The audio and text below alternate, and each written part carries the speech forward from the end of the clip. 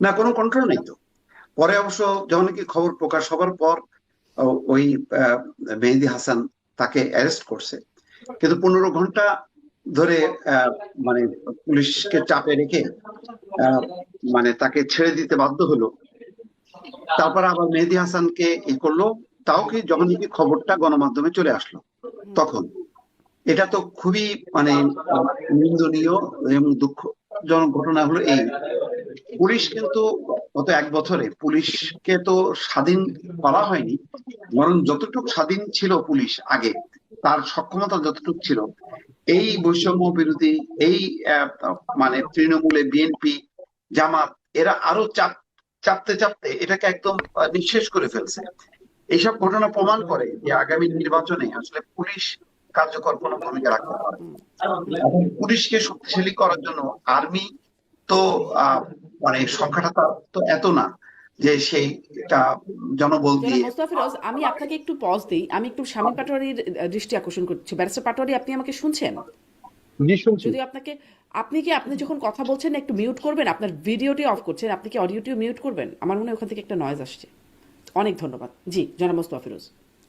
হ্যাঁ, ধন্যবাদ। আসলে আমিও মানে হ্যাঁ, ঠিক হ্যাঁ, একটু ডিস্ট্রাক্টেড ছিলাম। ফলো করতে পারছিলাম না হুম, হুম, কথাটা।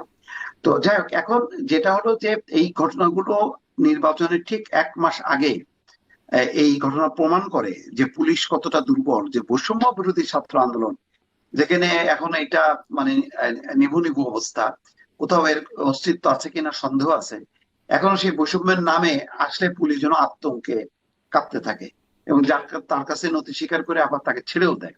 খবর প্রকাশ হবার পর হয়তো উপর থেকে চাপাচাপির কারণে পরে তাকে অ্যারেস্ট করছে।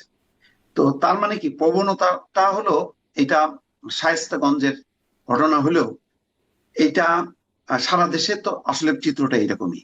পুলিশের অবস্থা আসলে মানে খুব একটা গত 1 বছরে শক্তিশালী হয়নি। শক্তিশালী হওয়ার ব্যাপারে রাজনৈতিক দলগুলো সাপোর্ট করেনি। এখন আর্মি আর্মিকে দিয়ে ঠেকা কাজ চালানো হচ্ছে। এই ঠেকা কাজটা যখন নাকি এরকম মানে শত শত শায়েস্তাগঞ্জ বিভিন্ন জায়গায় কেন্দ্রকে ঘিরে, ভোট কেন্দ্রকে ঘিরে যখন নাকি সেটা মাথা চাড়া দেবে, তখন পুলিশ কয়টা যে ওখানে থামাবে, আর্মি কিভাবে এটা সামাল দেবে, আমার এটা মাথায় কাজ করে না। এই জন্য আমি বারবার বলছিলাম 50টা করে, যেহেতু আইন শৃঙ্খলা পরিস্থিতি নাজুক, সারা দেশের পুলিশ এবং সেনাবাহিনী মিলে 50টা করে যদি এই আসনে নির্বাচনটা মানে কন্ডাক্ট করতো তাহলে ভালো হতো। নতুবা এই 300 আসনে আসলে কোনো দিশা পাবে না। 300টা নির্বাচনী এলাকা, কিন্তু কেন্দ্র তো হলো কয়েক হাজার।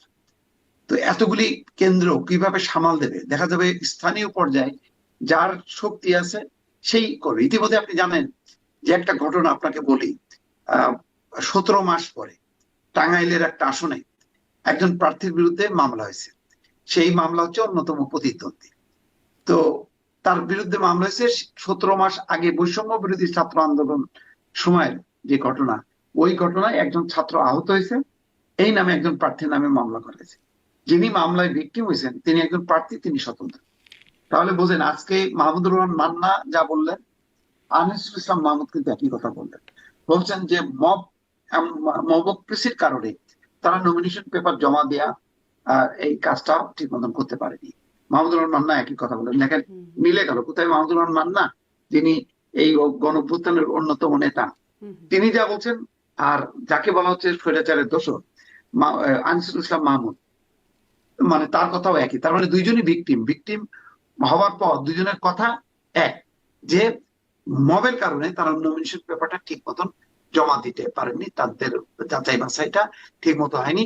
সেখানে মান্না ভাই পরিষ্কার ভাবে বলেছেন যে ঢাকা থেকেও মানে আইনজীবী কয়েকজন যে এবং স্থানীয়ভাবে তারা এমন ভাবে নির্দেশ আদেশ দিচ্ছে যাতে রিটার্নিং কর্মকর্তা সেটা শুনতে বাধ্য হয়। তাহলে আমরা জানি যে এখনো প্রশাসন সেই দুর্বল, পুলিশও দুর্বল। একদম স্পষ্ট। এই আপনি অবস্থায় প্রশাসন যদি এরকম নিয়ন্ত্রণ নিতে পারেন চাপাচাপি নাই, হয় তাহলে পরিস্থিতি কি দাঁড়াবে? এটি এটি আপনি স্পষ্ট করছেন। কিন্তু আর একটা যে বিষয় আসছে যে শাহবাগে আন্দোলন, আমি কি ব্যারিস্টার পাটোয়ারিকে পাচ্ছি, আমি যদি শুনি শাহবাগের যে আন্দোলন নিয়ে আমি প্রশ্ন করছিলাম জনাব মোস্তফা ফিরোজ, আপনি কি এটা একটু বলবেন যে এই আন্দোলনটার পেছনে কি অন্য কোনো উদ্দেশ্য আছে নাকি হাদির বিচারই? কারণ এই যখন হাদি হত্যাকাণ্ডের পরে, মানে হাদিকে গুলি করার পরে সরাসরি প্রথম মির্জা আব্বাসের দিকে অভিযোগ, তারপরে চলে আসলো ভারতে পালিয়ে গেছে হাদি, সেই ভারত দুঃখিত হাদির হত্যাকারী ভারতে পালিয়ে গেছে, সেখান থেকে ভারতের সেভেন সিস্টার্স আলাদা করে দেওয়ার হুমকি, অনেক কিছু হলো।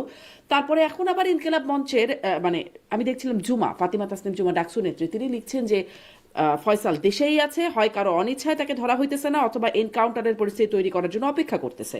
এটা তার স্ট্যাটাস আমি দেখছিলাম, ফাতিমা তাসনিম জুমা লিখছেন। এর আগেও দেখছি ইনকিলাব মঞ্চের পেজ থেকে বলা হচ্ছে যে ক্রস ফায়ারের যেন না দেয়া হয় সেই বিষয়ে বলছে। আসলে মানে কি হচ্ছে? ইনকিলাব মঞ্চ এইরকম তথ্য কোথা থেকে পাচ্ছে যে তারা দেশেই আছে, এনকাউন্টারের পরিস্থিতির ব্যাপারে তারা এটা কিভাবে বলছে? অন্যদিকে তাহলে যদি তাই হয়, তাহলে তার আগে ভারতের সেভেন সিস্টার্স আলাদা করে দেওয়ার হুমকি কেন? এবং এখন সরকার পতনের আন্দোলন কেন? মানে বিচার প্রক্রিয়া তো কিছু কিছু করে এগোচ্ছে, সরকার পতনের আন্দোলন কেন? একটু ছোট্ট করে শুনে ব্যারিস্টার পাটোয়ারির কাছ থেকে শুনতে চাইবো, জনাব মোস্তফা ফিরোজ।